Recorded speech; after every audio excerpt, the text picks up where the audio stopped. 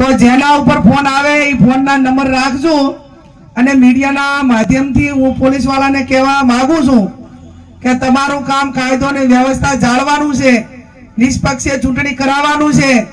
તમારી સામે કોઈ ફરિયાદ કરે તો એના એક્શન શું લેવા એ કામની જવાબદારી તમારી છે।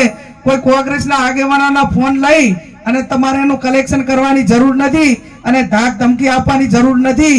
આ મારો ક્ષત્રિય અને આ સમાજને મારા મતદારો બેઠા 5-25 5-10-15 એફઆઈઆર થાય ને તો બાપુ તૈયારી રાખજો, એમાં આપણે કાંઈ ઓલું દવાનું નથી। અને એવા પોલીસ વાળા ગામમાં આવીને કોઈ દાટી આપતા હોય ને તો એમને કહેજો કે આ તમારું આકાઓનું રાજી કાયમી રહેવાનું નથી, એ તમે 8મી તારીખ સુધી તમને સારી જગ્યાએ મૂકવા માટેની વાતો કરશે, તમને ફૂલાવશે, પણ નોકરી તમારે 58 વર્ષ કરવાની છે અને 58 વર્ષ નોકરીનો પગાર એ તમે ભાજપનો પગાર નથી લેતા, તમે પ્રજાના પરસેવાનો પગાર લ્યો છો।